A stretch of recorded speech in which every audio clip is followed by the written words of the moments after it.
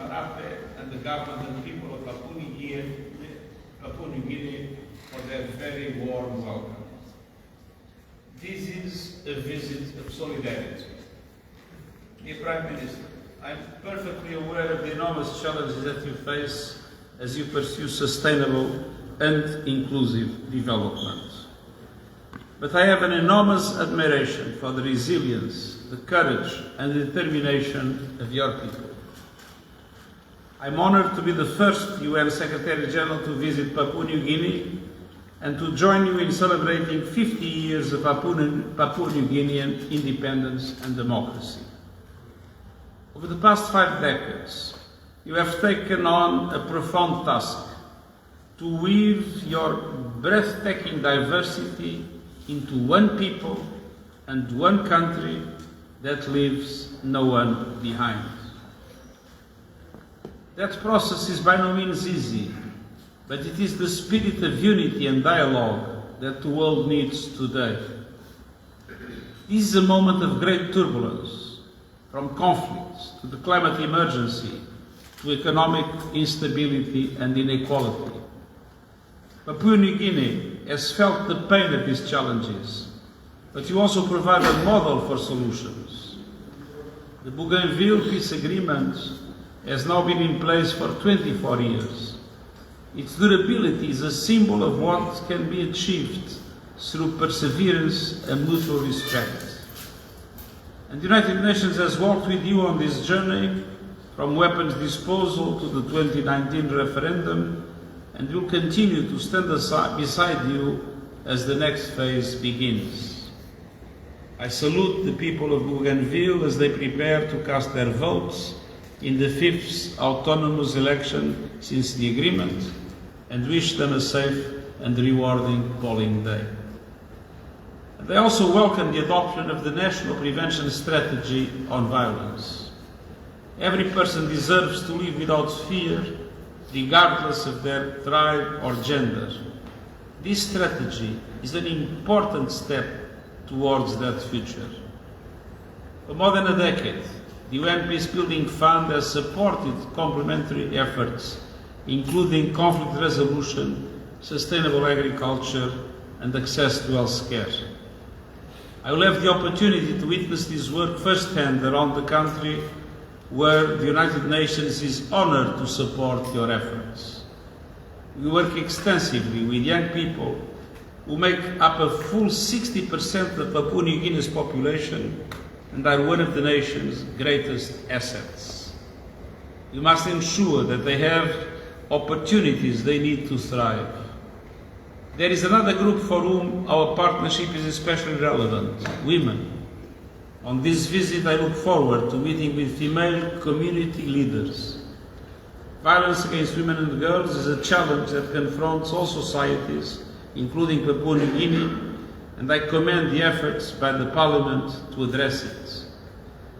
The contributions of women to this great nation deserve our full recognition and respect.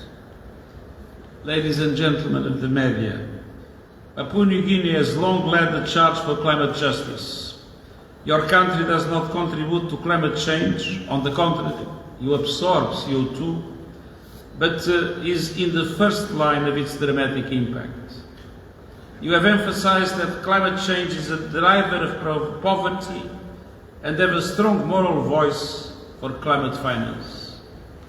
Your role in the Pacific Islands Forum declarations on sea level rise helped to shape the global debate.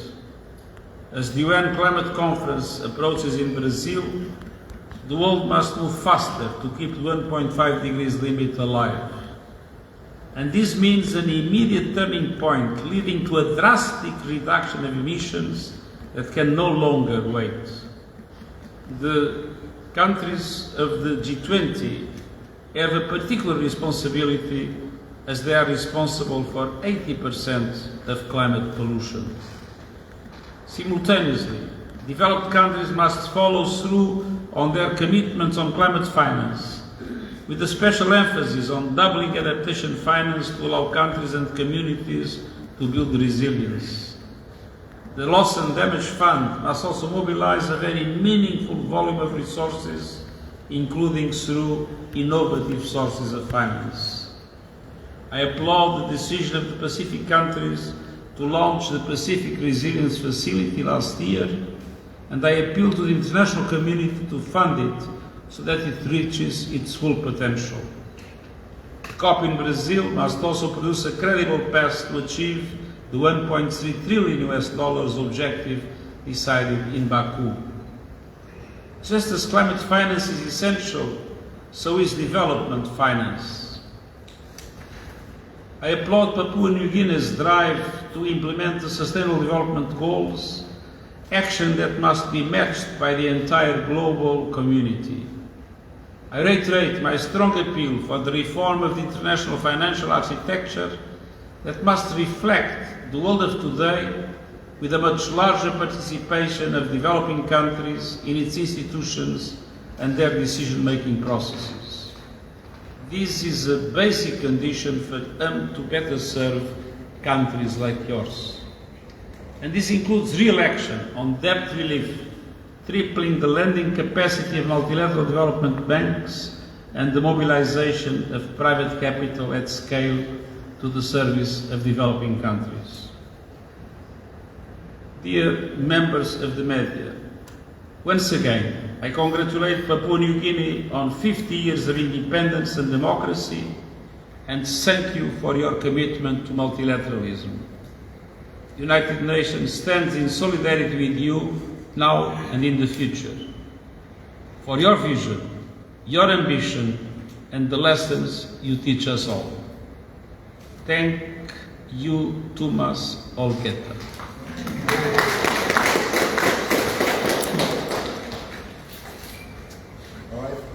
All right, thank you. And that's from the man himself, our Secretary General. He is a profound wisdom-filled man himself at the personal level, but also from the organization. And we want to commend you for continued advocacy on what is fair and just for all humanity. All right, media, I don't think we have left any room for questionings, but just one or two for me. Direct the questions to me if you don't mind. But he's a good friend of the Pacific and our country, and please be easy on him, the local media, if you have one or two questions for him or myself. Thank you, Honorable Prime Minister. So the media have three questions for this afternoon. Okay. The first one will be from ABC, Marianne. Second one will be asked by Michael. NBC, TV1, and the third one from the Nation. Okay, Marianne, go ahead. Secretary General, immigration and the rights of asylum seekers is one of the core issues. I'm terribly sorry, but I'm a bit deaf and with the noise, I'm not understanding it very well. Can you speak slowly? So immigration and the rights of asylum seekers is one of the core issues championed by the United Nations internationally. You're currently in a country that was used by Australia to detain asylum seekers and refugees between 2012 and 2016. And Australia currently has a secret deal with PNG to keep a handful of asylum seekers here, even though it won't disclose how much it's paying. My question is, do you think Australia is responsible for the welfare of these asylum seekers, even though they're not in Australia, but are trying to get to Australia? In January, the Human Rights Committee published two decisions that stated Australia retains responsibility for the welfare of those sent into offshore detention in Nauru and Marcus Island. So, do you believe that Australia retains that responsibility for those asylum seekers? Our position about refugees is clear. It comes from international law.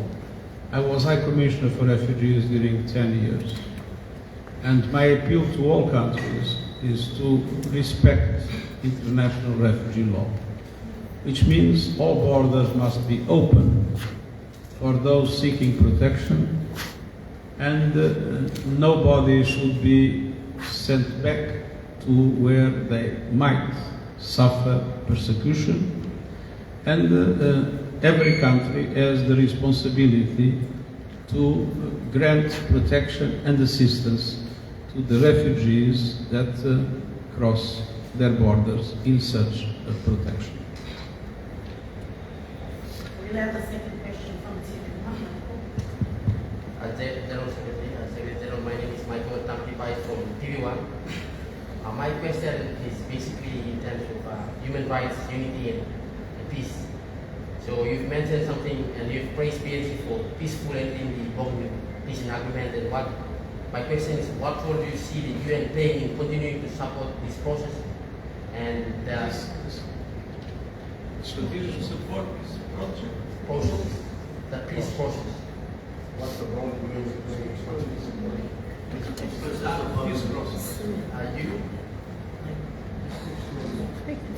Speak slowly. Speak slowly. So my question basically in terms of UN pillars, unity, peace, and basically human rights.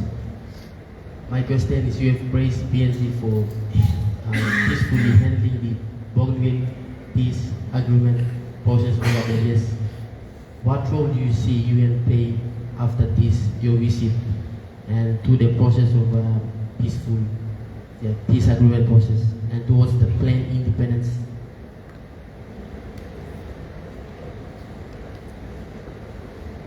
The UN doesn't intend to have any protagonist